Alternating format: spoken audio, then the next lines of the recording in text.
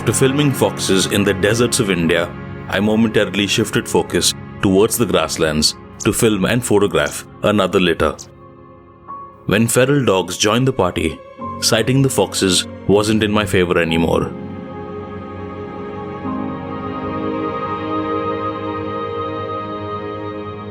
But there was something else in store for me.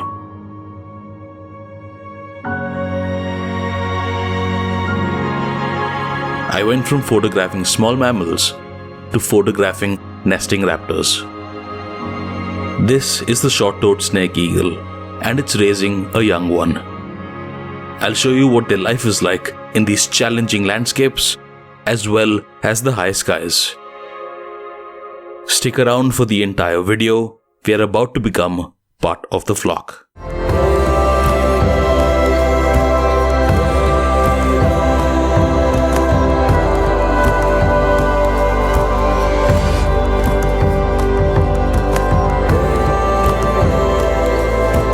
Welcome back to the channel.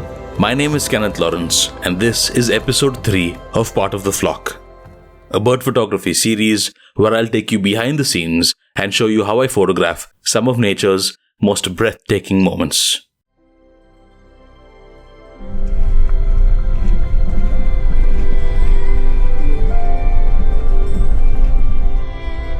My reason for visiting these grasslands was an Indian fox that gave birth to an unusually large litter of 8 puppies.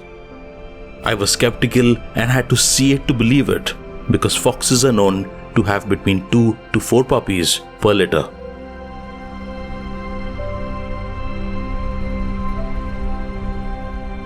This is one of the pups from the large litter. To be able to see all of them needed a lot of waiting. Special thanks to Accord Equips for sending me the Canon 1DX Mark II.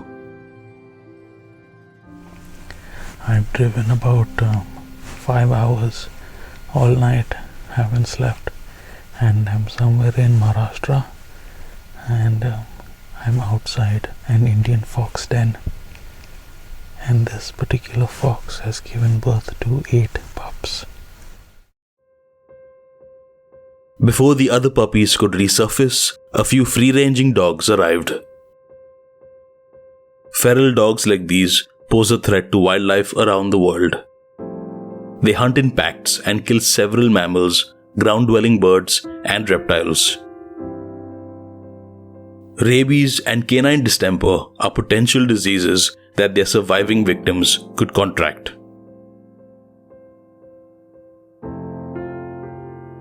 The dogs picked up the scent of the foxes, and one of them even marked its territory above the den.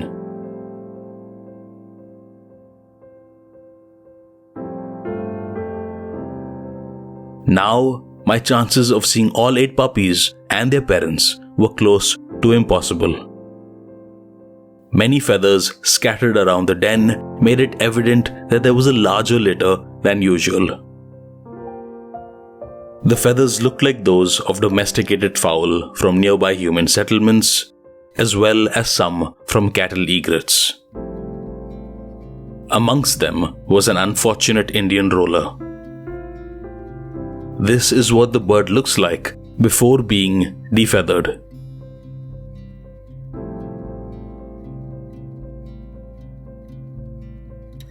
I left the den to avoid attracting any attention towards it. Backing up from the subject you drove so far for can be a difficult decision. But being in the wild always presents opportunities.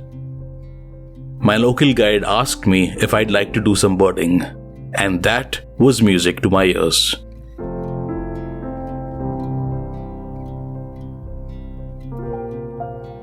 Grasslands make up 40% of the Earth's land surface, but only 10% of those grasslands are protected. To most people, landscapes like these might seem arid and inhospitable, but life always finds a way.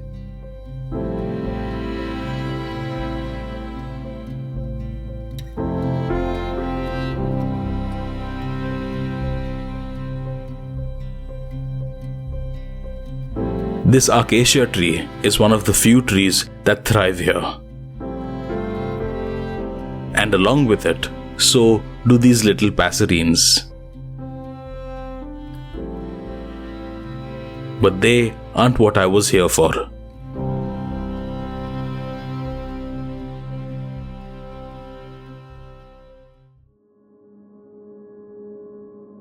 In the highest branches of the tree is a bird of prey.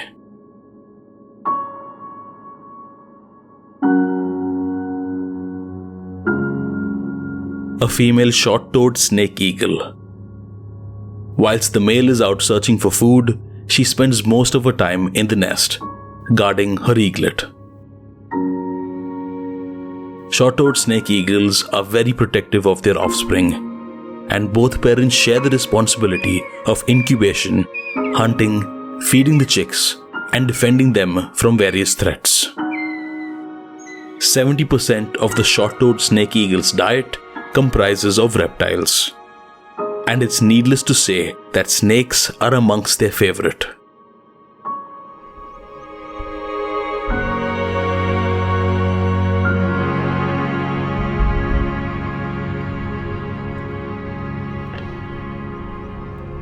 I was waiting for either parent to return with a snake kill because that would make for a very dramatic picture.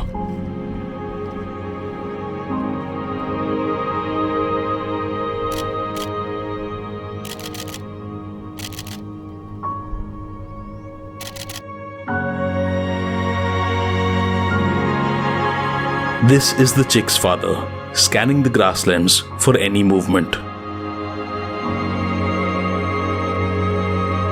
Until he arrives with food, the eaglet has to hungrily await. Being confined to the nest must be boring. Stretching a bit would help reduce its restlessness. In the meanwhile, the father has made a hunt. It's not a serpent, but a baby monitor lizard. It might not be much of a meal, but in the wild, any food is good food. And that's what this black kite knows all too well. With razor-sharp vision, the opportunistic thief flies above the male eagle and strategizes the steal.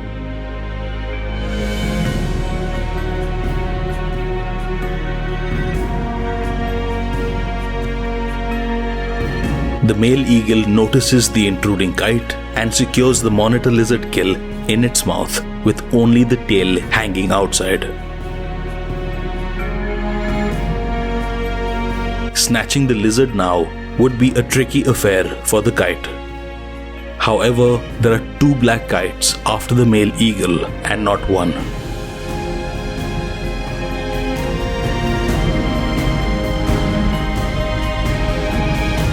The female in the nest notices that her partner is outnumbered.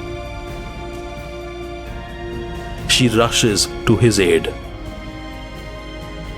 Competition for resources and territorial fights are common amongst birds during the breeding season. Every one of them wants the best share.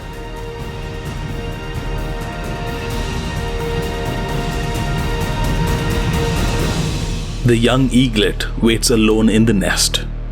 It's hungry, unprotected, and most likely unaware of the aerial tug of war that its parents are entangled in.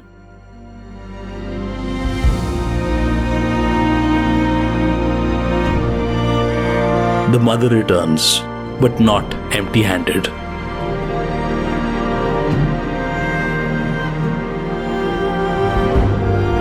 Both eagles have successfully kept the intruders at bay.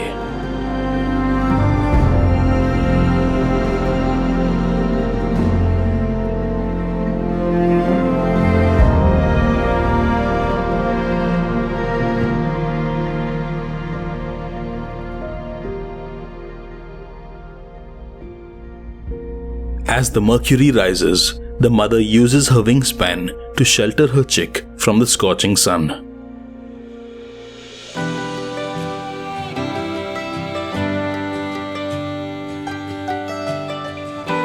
After lunch, I visited a nearby vineyard. I wanna take you out, show you the time of your life. The kind farmer shared some of his harvest with us. I wanna figure out what it takes to give you everything you desire. It's so refreshing to experience the countryside and see just how content people with simple means can be. I went back to the fox den later in the evening. There wasn't much activity as I hoped to document. A chicken feather makes for a temporary chew toy until mom and dad return with food.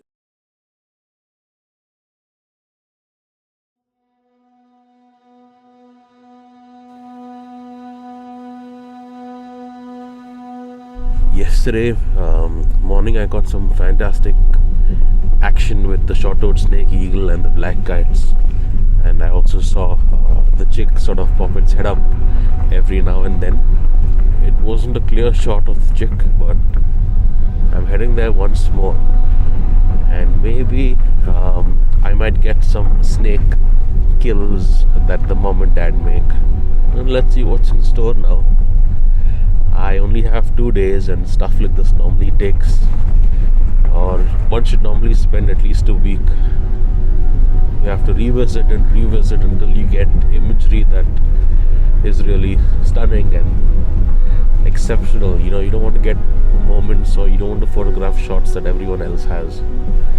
It's got to be unique,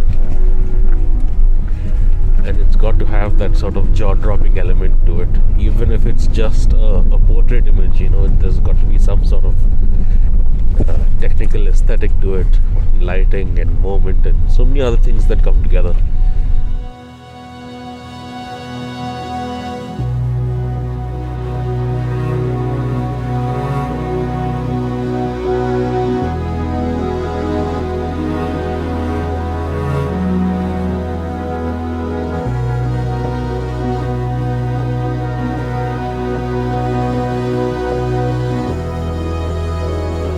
The female was roosting atop a nearby neem tree. She went back to the nest a short while after.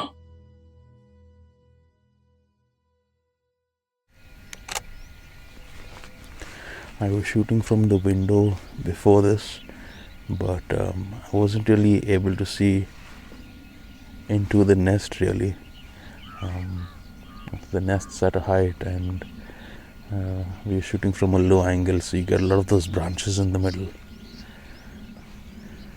So one way of getting a little bit higher is that right there, but it's still not high enough. So I think I'm gonna put my camera bag on top, put the bean bag on top of that, and the camera on top of that, and let's see what happens. It won't make much of a difference in terms of seeing the interiors of the nest, but it's certainly going to be closer to eye level. It would be amazing to photograph a moment of either parent feeding a snake to the chick. But that would be asking for too much. So I settled for a shot with just the mother and the chick.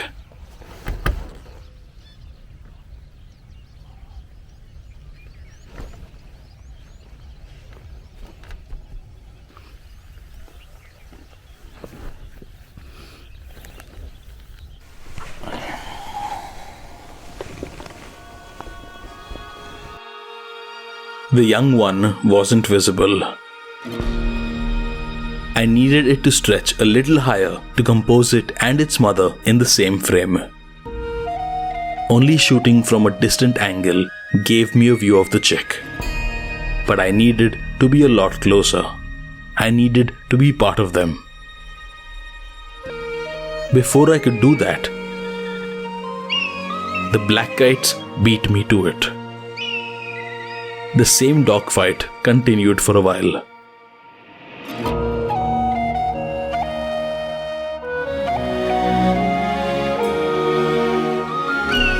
the raptors were too far away. Perhaps the eagles were steering the drama far from the nest. Once again, the eagles successfully pushed the intruders away and re-established these skies as their own. When the kites were gone, I switched the Canon 1DX with my 5D for still photography because of its high resolution sensor.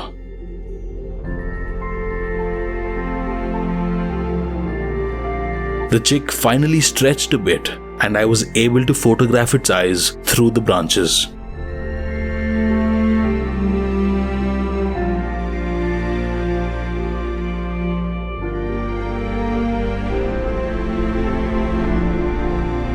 You don't need to fit your entire subject to make a compelling image.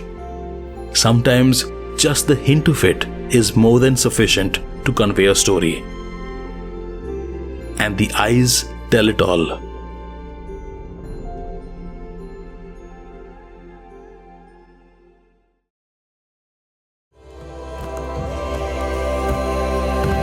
When my initial plan to document foxes in these grasslands didn't work out, I tried my luck with a completely different species.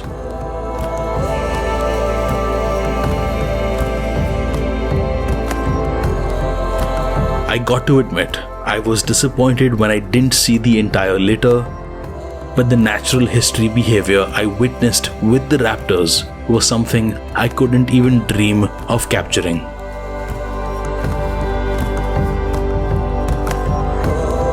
From the kites attempting to steal a kill to the eagles working together to fiercely protect their own, this is a minuscule glimpse of survival of the fittest.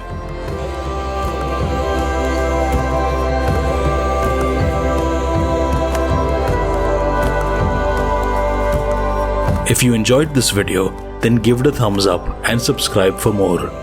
Your support will help me continue to tell stories of the wild and connect more people with the natural world. I'll see you in episode 4.